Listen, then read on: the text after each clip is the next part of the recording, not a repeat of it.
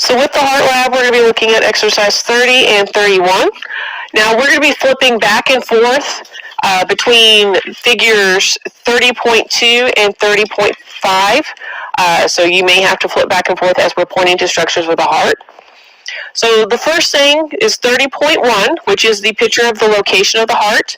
The exact location is the anterior inferior mediastinum. So again, the mediastinum is the cavity in the center of the chest. It is anterior, so closer to the sternum, and inferior, kind of towards the bottom. The base, which is the wide end of the heart, is going to be under the second rib and pointing towards the right shoulder.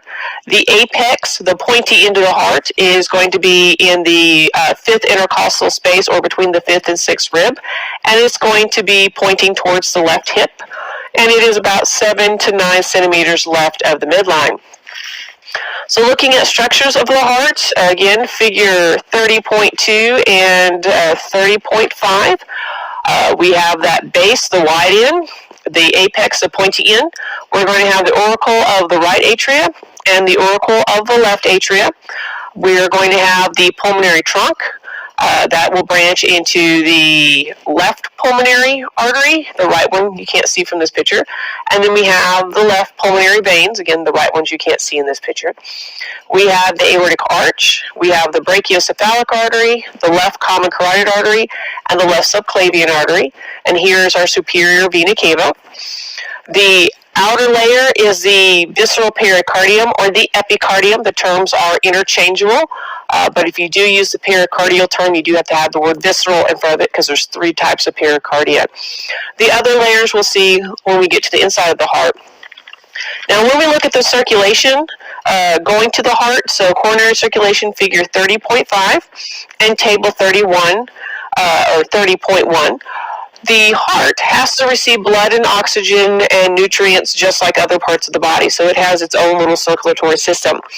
So the arteries, we are going to have the right coronary artery that branches into the right marginal, that would go to the right side, we'll see that in a picture in a minute, as well as the posterior interventricular artery.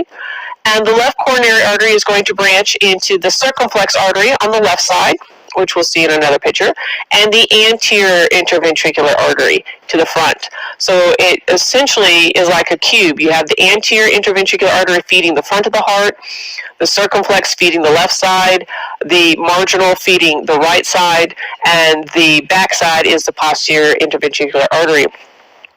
Now the veins, to return blood back to the circulation, we're going to have the great coronary artery, or vein, right in front, so the great coronary vein.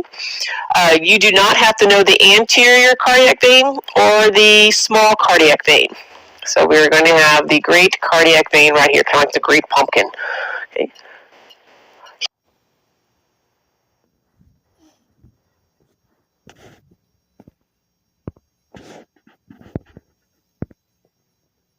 Here is the left side of the heart. So we have the base, the wide end, the apex is the pointy end. Here's the auricle of the left atria.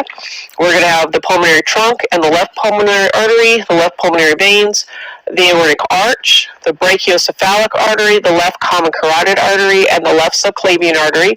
And here's that superior vena cava peeking over. The coronary circulation again, we're going to have the anterior interventricular artery going in the front. Here's our great cardiac vein in the front. Here is that circumflex artery, so going to the left side of the heart, and we can actually see a little bit of the coronary sinus. This is how all the blood comes from the coronary veins into circulation. Oops. Here is the right side of the heart. So we've got the auricle on the right atria, the base, the apex. Again, this is the epicardium. We can see the pulmonary trunk, and now we can see the right pulmonary arteries and the right pulmonary veins. Here is the superior vena cava and the inferior vena cava. We have the aortic arch, and in this view, we can only see the brachiocephalic vein. Again, returning to the coronary circulation, we can see that right coronary artery coming in, and that branch to the marginal artery going to the right side, and then the right coronary artery continuing over to the back. So here's the back of the heart. So this is the inferior vena cava. We have the right pulmonary vein, come here, right pulmonary vein and the left pulmonary vein. We have the coronary sinus. This is how blood is returning to the heart and to the circulation. This is the middle cardiac vein. So the middle cardiac vein and the great cardiac vein in the front join into the coronary sinus, and that returns back to circulation. It actually dumps directly into the right atrium and then continues forth. Here is that right coronary artery coming in, and this is the posterior interventricular artery going to the back of the heart. Again, the base is up there and the apex is over here.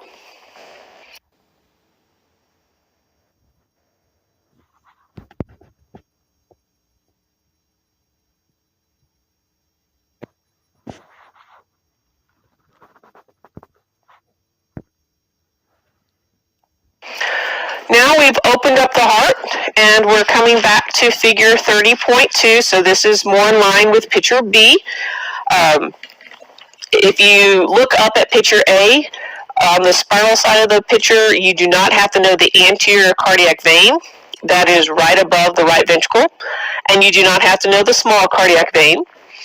On the free edge of the paper, right underneath the aortic arch, you do not have to know the ligamentum arteriosum, so you can cross that guy out.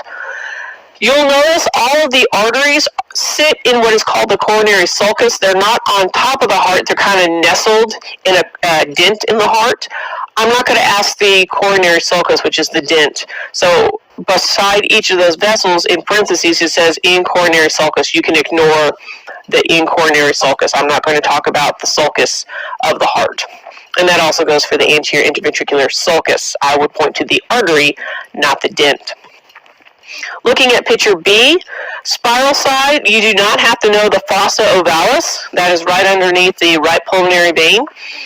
You also do not have to know the pectinate muscle, which is right above the tricuspid valve. You do not have to know trabeculae carnae. That just means meat lattice. That's right underneath the word chordae tendineae. So fossa ovalis, pectinate muscles, and trabeculae carnae you can ignore. On the free edge, where it has aortic and pulmonary valves, they're missing the word semilunar. So you do have to have all three words for credit. So it would be aortic semilunar valve and pulmonary semilunar valve. In the chapter, when you're reading about the valves, it does list them, it does put SL next to them. They just didn't bother to write out the word fully on the picture, so unfortunately. So here's our opening up of the heart. We are going to see the right atria, and this is our right ventricle. This is the left ventricle and the left atria. So again, the atria collect blood, the ventricles pump blood. You'll notice the left ventricle is much thicker. That's because it pumps to the systemic circuit. It pumps to the body, where the right ventricle goes to the pulmonary circuit. It just goes to the lungs. So it's not going to have to be that muscular because it doesn't go very far. So the left ventricle is the thickest myocardial wall of any of the chambers because it has to pump to the top of your head and to the bottom of your feet. Separating the ventricles, we're going to have this interventricular septum. Other structures we have on the right side is going to be the tricuspid valve because it has three cusps or points to it. And attached to the tricuspid valve, we're going to have our chordae tendineae, our heartstrings, and they will attach the papillary muscle. So when the heart contracts, the papillary muscle will contract first compared to the ventricle, and that will pull the chordae tendineae, closing the tricuspid valve. So when the right ventricle pumps out, the blood goes out of the heart instead of backwashing into the atria. And we know backwash is always a bad thing. This is our pulmonary semilunar valve, so we can go into the pulmonary circuit, the pulmonary trunk, and then the left and the right pulmonary arteries, coming back to the left and the right pulmonary veins, to the left atria. We have the bicuspid valve, also called the mitral valve. That's because it looks like a mitre hat. That's the little hat that you'll see bishops and popes wear that has 2 points. So mitral valve or bicuspid valve. Again, it has chordae tendineae attaching to the papillary muscles. So again, when it's time for the ventricles to contract, the papillary muscles contract a split second before the rest of the ventricle, pulling the chordae tendineae, closing the mitral valve so we don't have backwash into the left atrium. And from the left ventricle, we're going to go out through the aortic semilunar valve, which is back under here to the aortic arch. Again, structure-wise, we still have the apex, the pointy end, we still have the base, we still have the aortic arch, the brachiocephalic artery, the left common carotid artery, the left subclavian artery, the superior vena cava here. Below here would be the inferior vena cava. Layers of the heart, we still have the epicardium on the outside. Then we have the myocardium, the muscle, and then lining it, we're going to have endocardium.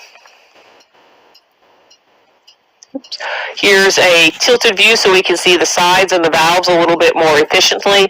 So again, we have the right atria, superior vena cava, inferior vena cava coming to the right atria through the tricuspid valve that has chordae tendineae attaching to the papillary muscles to the right ventricle.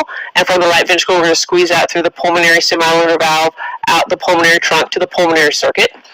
And again, we have apex, base, epicardium, myocardium, endocardium, and this separating guy is the interventricular septum. From the left side, again, coming back from the pulmonary circuit through the left pulmonary veins and the right ones, which are over there, to the left atria through the bicuspid or mitral valve that has chordae tendineae attaching to the papillary muscles into the left ventricle, and the left ventricle is the largest of the chamber walls for the muscle, so the largest myocardium. And from the left ventricle, we're going to go out through the aortic semilunar valve into the aorta. And again, brachiocephalic artery, left common carotid artery, left subclavian artery. Again, we have the interventricular septum, we've got the apex, we've got the base. Layers, we're going to have the epicardium, the myocardium, and the endocardium.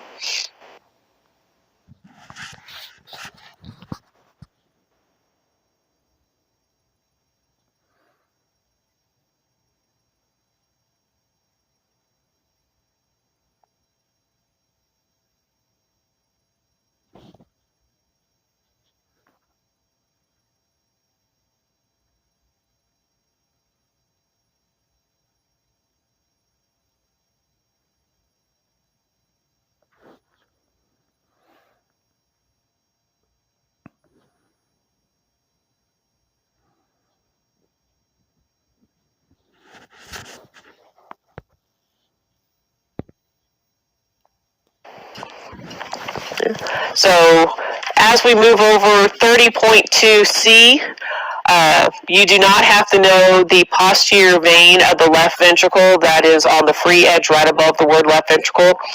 And again, if it's a sulcus, you do not have to know. Figure 30.3, which is showing you all the valves in one slice and a super close-up of the chordae tendineae. Those are interesting pictures, but they're not pictures you're going to see on a practical, so you can ignore those. 30.4 shows you the systemic versus the pulmonary circuit. We care about the pulmonary circuit for practical 1. The systemic circuit, the body, that is practical 2. So what you need to do is on page 475 in your lab book, that is going to be the pulmonary circuit. Okay, so we're looking at figure 32.13. Now, if you have an older lab book, it may be a slightly different page number, slightly different figure, but it's identifying the vessels of the pulmonary circulation. It's usually activity 4, and it shows the chambers of the heart going through from the pulmonary trunk to the pulmonary veins to the lobar veins, and then back eventually to the left atria. There is a black and white photograph of this page in your handouts that you should have printed out and have been looking at. But if you want the color version, again, it's the identifying vessels of the pulmonary circulation picture in the blood vessel chapter, chapter 32. So in the bicycle book, it's on page 475, figure 32.13. So the pulmonary circuit is on practical 1, not on practical 2. Going back to chapter 30, again, we've talked about figure 30.5. 30.6 is a slide. We don't care, but it does have a little picture of how the muscles run. So you'll notice that the atrial muscles run in a figure 8, and the ventricle muscles run in a spiral. That allows, again, the atria to squeeze down, and then the ventricle muscles to push up and out of the heart. So just an interesting picture to look at the directionality of the muscles. 30.7 is the sheep heart. So we obviously are not dissecting sheep heart. Now, if you have a butcher that can give you a sheep heart, go to town. But we're not going to have pictures of a sheep heart dissection or do the sheep heart dissection, so you can skip that component.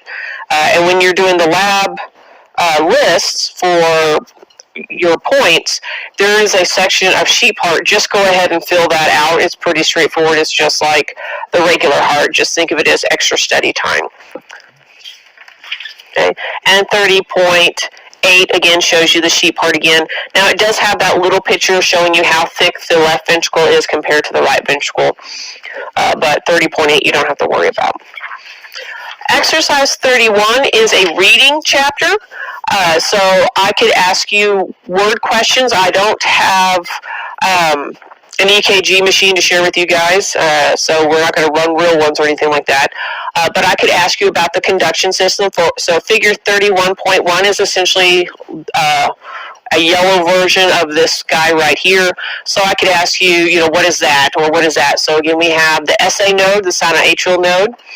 They're going to transmit electrical currents through both of the atria. That is your pacemaker. Even in parentheses it says that. Even in your book it says that. It goes to the AV node, where it's going to stall to allow for the atria to contract. Then we go through the bundle of His, or the atrioventricular bundle. Once it gets to the interventricular septum, it will split into the left and the right. So the left and the right AV bundle branches. Once it gets to the apex, it does a U-turn to what are called the Purkinje fibers. Now, your lab book just calls it the subendocardial conducting network. Wow, that just sounds super fancy. I use Purkinje fibers. Again, you'll notice that we name things several different ways, and your book is trying to get away from labeling something based on somebody's name. So Purkinje was a person who studied these fibers. So I use Purkinje. If you want to know it as subendocardial conducting network, that's a lot of words. That's great, but you're not going to see that. I'm just going to type Purkinje fibers. Okay. So that's the electrical wiring of the heart, how electricity moves from one area to the other, the conduction system.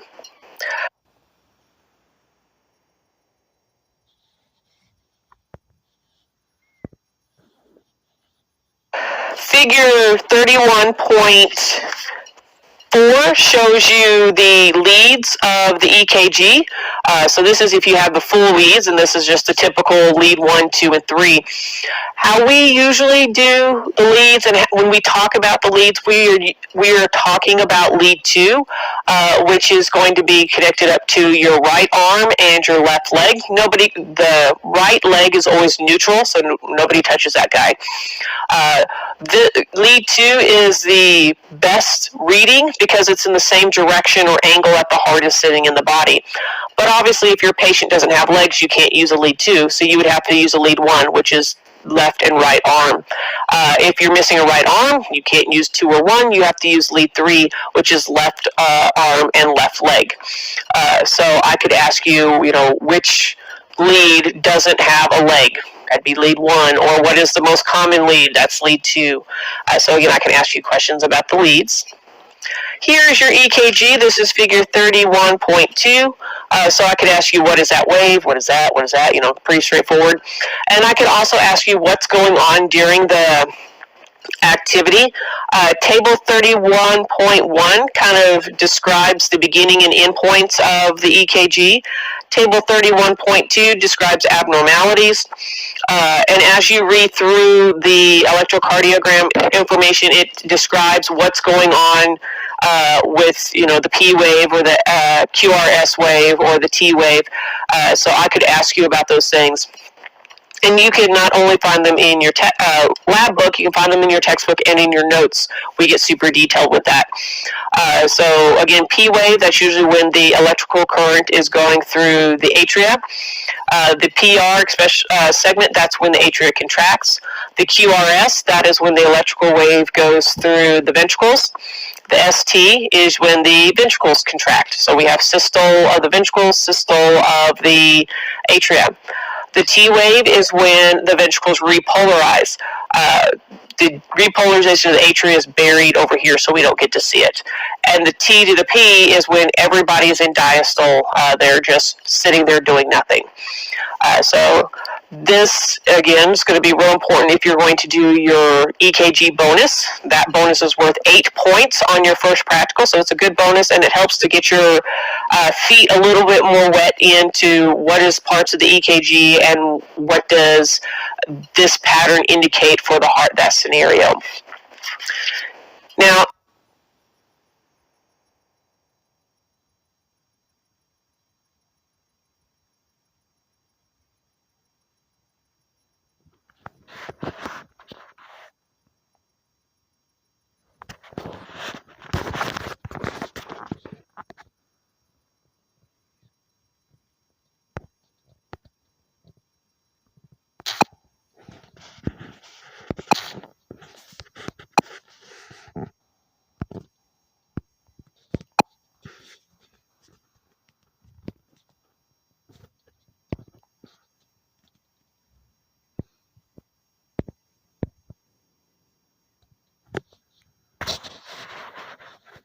a split second for the rest of the ventricle, pulling the chordae tendineae, closing the mitral valve so we don't have backwash into the left atrium.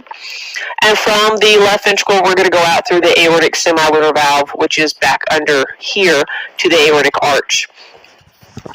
Again, structure-wise, we still have the apex, the pointy end, we still have the base, we still have the aortic arch, the brachiocephalic artery, the left common carotid artery, the left subclavian artery, the superior vena cava here. Below here would be the inferior vena cava. Layers of the heart, we still have the epicardium on the outside. Then we have the myocardium, the muscle, and then lining it, we're going to have endocardium. What you need to do is on page 475 in your, the largest of the chamber walls for the muscle, so the largest myocardium, and from the left ventricle circuit, the body, that is practical 2. So what you need to do in the blood vessel chapter, chapter 32, so we obviously are not dissecting sheep heart. Now, if I ask you Purkinje fibers, 31.4 shows you leg in your textbook and in your notes. Here's your EKG. This is figure 31.2. So I could ask you, what is that wave? What is that? What is that? You know, pretty straightforward. And I could also ask you what's going on during the activity. Table 31.1 kind of describes the beginning and end points of the EKG. Table 31.2 describes abnormalities. And as you read through the electrocardiogram information, it describes what's going on with, you know, the P wave or the QRS wave or the T wave. So I could ask you about those things. And you can not only find them in your lab book, you can find them in your textbook and in your notes. We get super detailed with that. So again, P wave, that's usually when the electrical current is going through the atria. The PR segment, that's when the atria contracts. The QRS, that is when the electrical wave goes through the ventricles. The ST is when the ventricles contract. So we have systole of the ventricles, systole of the atria. The T wave is when the ventricles repolarize. The repolarization of the atria is buried over here, so we don't get to see it. And the T to the P is when everybody is in diastole. They're just sitting there doing nothing. So this, again, is going to be real important if you're going to do your EKG bonus. That bonus is worth 8 points on your first practical, so it's a good bonus, and it helps to get your feet a little bit more wet into what is parts of the EKG and what does